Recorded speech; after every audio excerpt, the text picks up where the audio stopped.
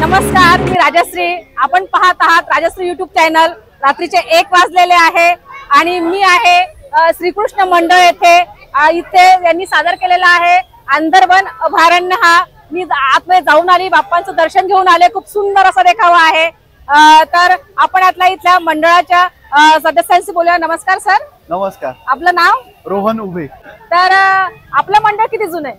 आपलं मंडळ 1939 सालची आपली स्थापना आहे आणि हे मंडळाचं 87वा साल आहे.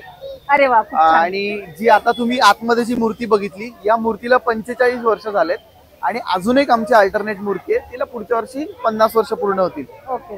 तर आतापर्यंत मंडळ कसे कसे देखावे साजरे करत होते? म्हणजे आजपर्यंत आपण नेहमीच धार्मिक आणि सर्वप्रथम म्हणजे जुनं जर बघायचं झालं तर आपण पुण्यामध्ये सगळ्यात पहिल्यांदा कारंजा हा देखावा आपण सादर केला. म्हणजे पुण्यातला डान्सिंग फाउंटन. हो, डान्सिंग फाउंटन ही संकल्पना आपण सर्वप्रथम पुण्यात आणली. अरे वा. आणि बाकीचे असे अनेक देखावे आपण धार्मिक असे सादर केलेत. त्याबद्दल आमचे सहकारी आहेत अमर शर्मा, हे आपल्याला अधिक उत्तम माहिती देतील.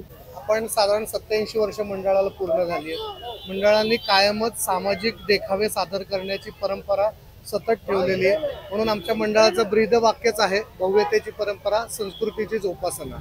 हा देखावा सुद्धा आपण जो केलेला आहे, या देखाव्याच्या माध्यमातून येणारी जी आत्ताची जी युवा पिढी आहे त्यांना आम्हाला म्हणजे पर्यावरणाविषयक माहिती मिळावी या संदर्भात आम्ही हा अभयारण्याचा पर्यावरणाविषयी त्यांना अवेअर करू शकतो की बाबा झाडांचं महत्व, जंगल, हे जे प्राणी आहेत आम्ही त्याच्यामध्ये तुम्ही बघितलं असेल की मुलांना लायन, टायगर माहिती असतो, पण जे प्राणी त्यांना माहिती नाहीयेत म्हणजे रानगावा, रान मांजर, त्याच्यानंतर लांडगा, हे प्राणी बघायला मिळत नाहीत.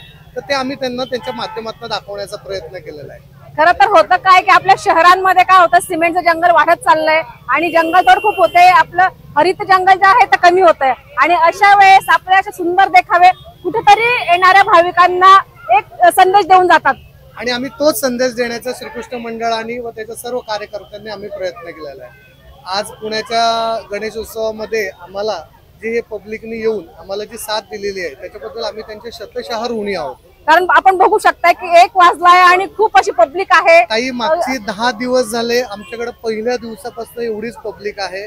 पहाटे 5 वाजता सुद्धा लोक येऊन सांगतात की अहो तुम्ही बंद करू नका आणि हा उत्साह त्यांचा बघून आम्हाला खूप खूप आनंद होतोय. विशेष म्हणजे लोक लांबून येतात त्याच्या बद्दल आम्हाला खूपच त्यांचे म्हणजे आभार मानावेसे वाटतात. कारण आता खरं मी उत्सुकता पण खूप आहे. ठाण्यावरून आलीये.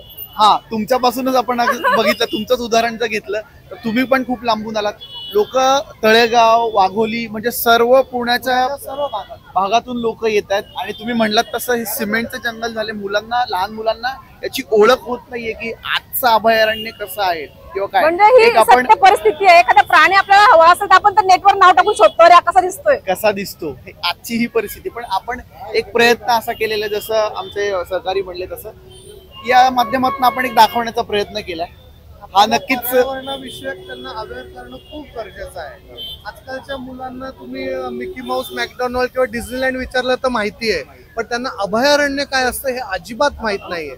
आणि तुम्हाला सांगतो आम्ही अंधारबन अभयारण्य दिल्यानंतर 100% गुगलवरती अभयारण्याबद्दलचं सर्चिंग वाढलेलं आहे. आणि आणि आणि याच्याच माध्यमातून आम्हाला खूप बरं वाटलं. नाही, खरंच आपला हा देखावा खरोखर म्हणजे पर्यावरण पूरक आहे. आणि आपला डेक्कन जिमखाना आहे, आपला हा चौक आहे तिथं आहे. आणि आता अगदी 2 दिवसावर आपली विसर्जन मिरवणूक आहे. तर त्याचं काय प्लॅनिंग वगैरे झालंय का आपलं? त्या प्लॅनिंग बद्दल जर बोलायचं झालं तर अधिक म्हणजे की जसा पुनीतजी बालन यांनी सांगितलं आपल्याला की डीजे मुक्त गणेशोत्सव हा करायचा आहे, तो आमचा पण प्रयत्न त्याच दिशेने आहे की आपणही असं करूयात. अगदी तयारी अशी काही नाहीये, कारण आम्ही सगळेच लोक या सगळ्या गोष्टीमध्ये झुंपलेलो आहोत आणि अगदी बिझी आहोत. तशी काही तयारी नाहीये अजून तरी, पण तयारी सुरू होईल उद्यापासून. जे काय आहे ती तुम्ही नक्की या. कारण खरं तर डीजे मुक्त हा खूप महत्वाचा निर्णय आहे. पुनीत बालन यांनी डीजे मुक्त दहीहंडी जी केलेली होती त्याचं पूर्ण कव्हरेज मी माझ्या चॅनलवर टाकलेलं आहे. आणि आता डीजे फ्री ही जी मिरवणूक असणार आहे, विसर्जन मिरवणूक, ते एक नवीन असणार आहे. आणि आपली जी परंपरा आहे, संस्कृती आहे, वाद्य आहेत, त्यांना यातनं पुन्हा कुठेतरी वाव मिळणार आहे. तर आपल्या मंडळास खूप खूप शुभेच्छा आणि आभार की आपण असं कार्य करत आहात, समाजासाठी काहीतरी पॉझिटिव्ह करत आहात. गणपती बाप्पा मोरया, मंगल मूर्ती. मोरया. धन्यवाद. धन्यवाद.